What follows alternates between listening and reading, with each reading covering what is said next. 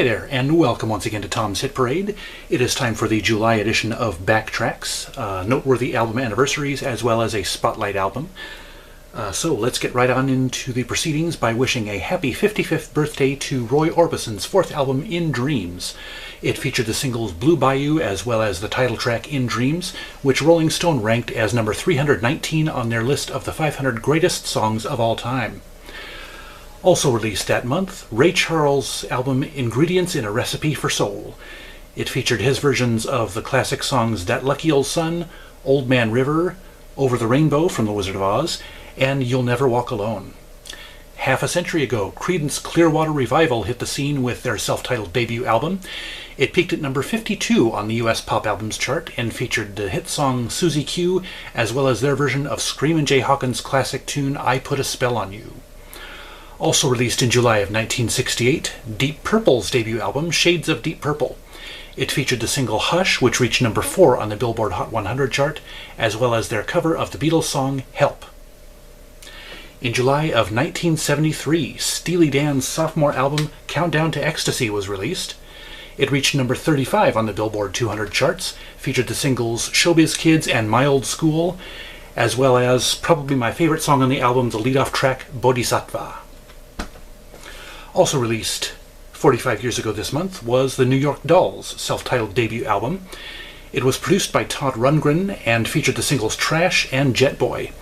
And although it only reached number 116 on the Top LPs chart, it was critically acclaimed and was ranked number 313 on Rolling Stone's Greatest Albums of All Time list. Happy 40th birthday to jazz artist Bob James' sixth album, Touchdown.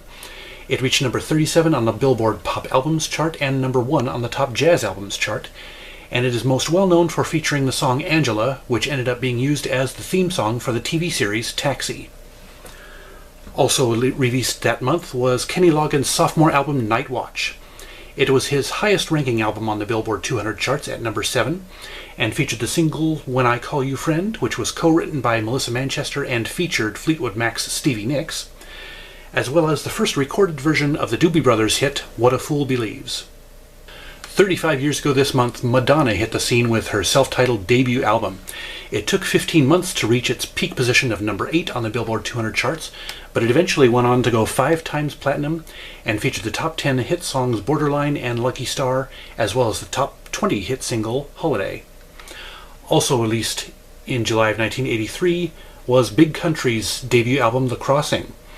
It hit number 3 on the UK Albums chart and number 18 on the Billboard 200, and featured their only US Top 40 single, In a Big Country. Now this band actually is one of my brother's favorite bands, so in my eyes they have never been a one-hit wonder band. They're just a great Scottish rock band. I mean, they make their guitars sound like bagpipes, and it's just a fantastic band. You should look deeper into them if that's the only song you know is In a Big Country.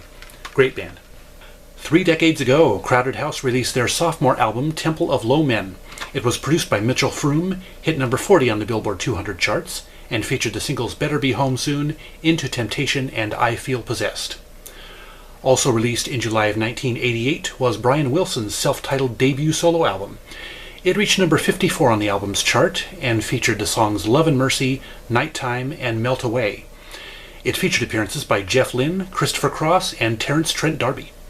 A quarter of a century ago, Toni Braxton hit the scene with her self-titled debut album. It reached number 1 on the Billboard 200 charts and went top 10 in 5 other countries, including the UK, New Zealand, and Germany. It earned her a Grammy Award for Best New Artist and featured the singles Another Sad Love Song, Breathe Again, and You Mean the World to Me. No, you really do. Also debuting that month was Björk with her first album, Debut. It reached number 61 in the US and top 10 in 7 other countries, featuring the songs Human Behavior, Violently Happy, and Big Time Sensuality. Happy 20th birthday to the Bare Naked Ladies' fourth album, Stunt. It went to number 3 on the Billboard 200 charts and reached number 9 in their native Canada. It was their first album with keyboardist Kevin Hearn and featured the hit singles One Week, It's All Been Done, and Call and Answer. Also released in July of 1998 was the Beastie Boys' fifth album, Hello Nasty. It reached number 1 on the Billboard 200 charts, as well as Australian, New Zealand, German, and Swedish album charts. It won the May Grammy for the Best Alternative Music Album, and featured the singles Intergalactic, Body Movin', and the Negotiation Limerick File. 15 years ago, The Darkness released their debut album Permission to Land. It reached number 1 on the UK charts, number 36 on the Billboard 200, and it also went top 10 in Sweden, New Zealand, and Ireland. It featured the songs I Believe in a Thing Called Love, Get Your Hands Off My Woman, and Growing on Me. Also released that same month was Red Dirt Road, the 8th album by Brooks and Dunn. It went number 1 on the Billboard Top Country Albums chart, number 4 on the Billboard 200, and featured the singles You Can't Take the Honky Tonk Out of the Girl, That's What She Gets for Lovin' Me, and the title track.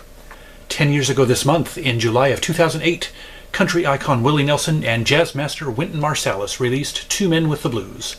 It went to number 1 on the Top Jazz Albums chart, and it spent 8 weeks on the Billboard 200, peaking at number 20.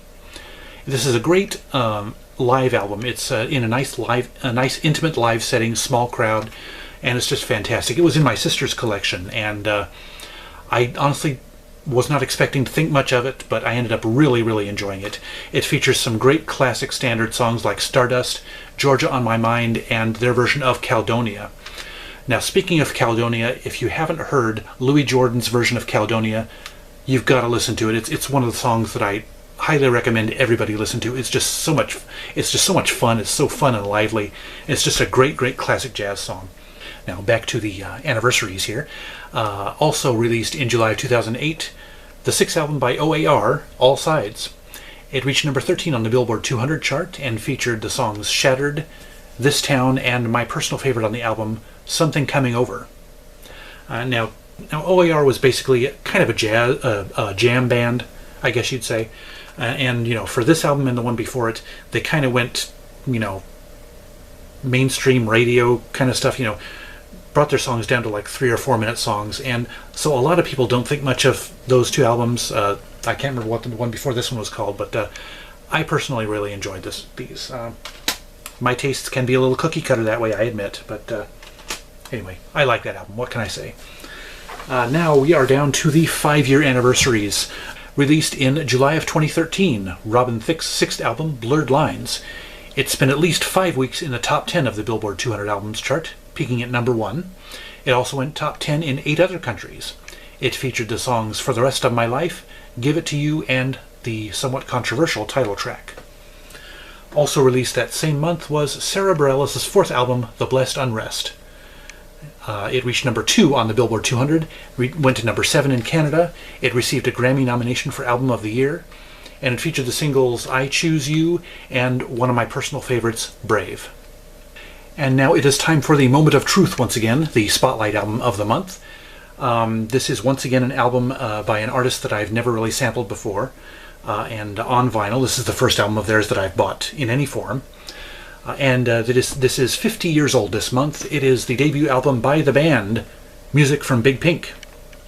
And it's great. I mean, this is an album that is talked about a lot. One of the seminal rock albums, I guess you'd say.